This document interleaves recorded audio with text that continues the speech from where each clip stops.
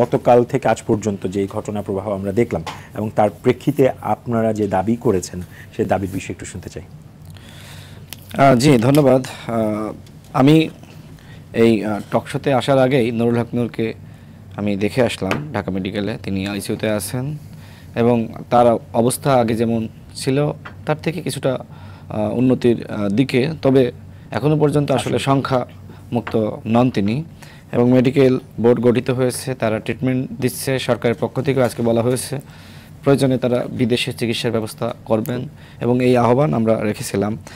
আজকে আমরা সেই হামলার প্রতিবাদে বিক্ষোভ মিছিল পালন করেছি এবং আমরা দাবি জানিয়েছি প্রথমত স্বরাষ্ট্র উপদেষ্টাকে পদত্যাগ করতে হবে, দ্বিতীয়ত এটার একটি তদন্ত কমিটি গঠন করতে হবে এবং জাতীয় পার্টিকে নিষিদ্ধ করতে হবে। দেখেন, এই যে বাংলাদেশে যে গণতন্ত্রকে হত্যা করা হলো, একদলীয় শাসন ব্যবস্থা কায়েম করা হলো, কেউ তো একা একার কর্তৃত্ববাদ হতে পারে না, কারো না কারো সহযোগিতা লাগে। সেক্ষেত্রে সবথেকে বেশি সহযোগিতা করেছে জাতীয় পার্টি এবং তারপরে 14 দল।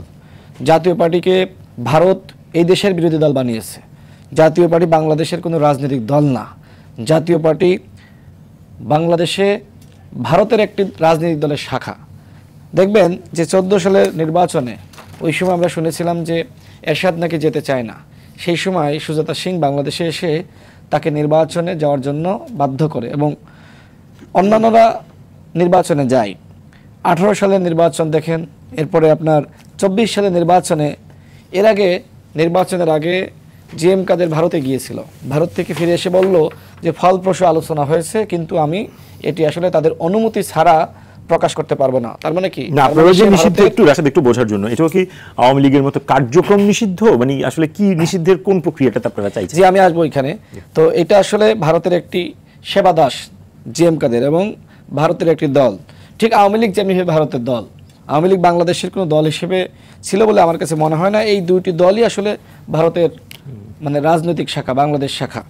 তো যাই হোক, আমাদের যে দাবি, আপনি যে প্রশ্ন করলেন, আমাদের দাবি হলো আওয়ামী লীগের সাংগঠনিক কার্যক্রম নিষিদ্ধ করা হয়েছে। ঠিক একই প্রক্রিয়ায় একইভাবে জাতীয় পার্টি এবং তাদের দোসর, অন্যান্য যারা আছে 14 দল আওয়ামী লীগের দোসর, তাদের সাংগঠনিক কার্যক্রম নিষিদ্ধ করতে হবে এবং জিএম কাদের সহ যারা আসলে এই ফ্যাসিবাদতন্ত্র কায়েম করেছে এবং যারা বিরোধী দল হয়েছে ভারতের সহযোগিতায়, তাদেরকে গ্রেপ্তার করতে হবে।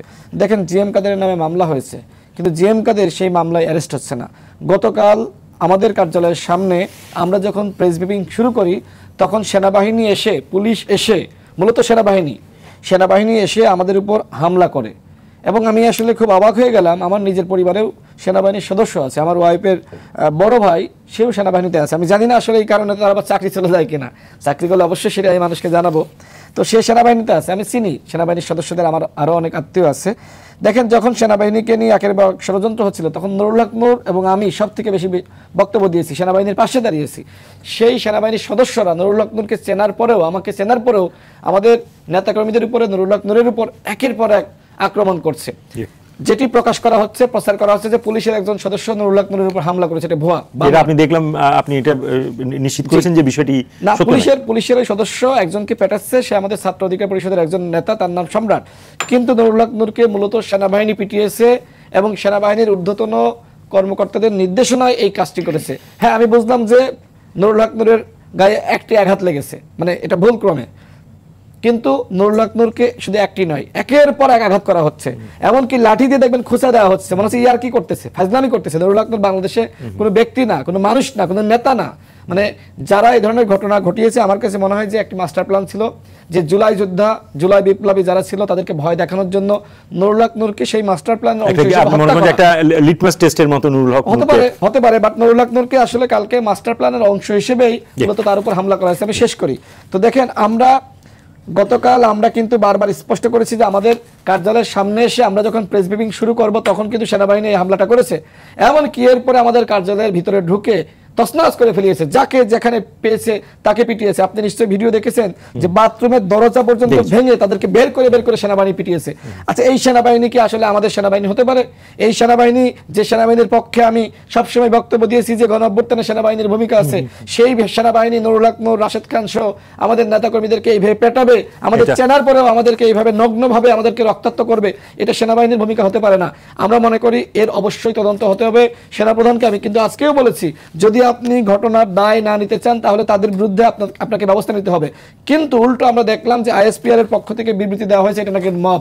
বাংলাদেশে মব ভায়োলেন্সের বিরুদ্ধে সবথেকে বেশি বক্তব্য আমরা দিই। এই আরটিভির অসংখ্য টকশোতে আমি বলেছি, নুরুল হক নূর বলেছে, আর আমাদেরকে বলা হচ্ছে মব সৃষ্টি করছে। যদি মব, আমি শেষ করি, যদি মব বলেন তাহলে আমার মনে হয় যে আজ থেকে 1 বছর পরে হয়তো জুলাই গণঅভ্যুত্থানকে মব বলা হবে। এইটা আমরা যারা প্রতিবাদ করছি, আওয়ামী লীগকে নিষিদ্ধ করেছেন, জাতীয় পার্টিকে কেন নিষিদ্ধ করবেন না? জাতীয় পার্টিকে নিষিদ্ধ করার জন্য আমরা প্রধান উপদেষ্টার কাছে স্মারকলিপি দিয়েছি, নির্বাচন কমিশনারের কাছে আমরা সেখানে আমাদের অভিযোগপত্র দিয়েছি। অর্থাৎ আজকের আন্দোলন না, যেটি আপনি বলছেন যে নির্বাচন পিছানোর ষড়যন্ত্র, না, এই হামলার সাথে নির্বাচনের কোনো সম্পর্ক নাই। নির্বাচন আলাদা ব্যাপার, নির্বাচনে গণ অধিকার পরিষদ অবশ্যই অংশ নেবে, যারা ফ্যাসিবাদ বিরোধী শক্তি তারা অংশ নেবে। মূলত এই হামলাকে এক ধরনের খাটো করার জন্য, ছোট করার জন্য বলা হচ্ছে যে এই হামলার পিছনে একটি ষড়যন্ত্র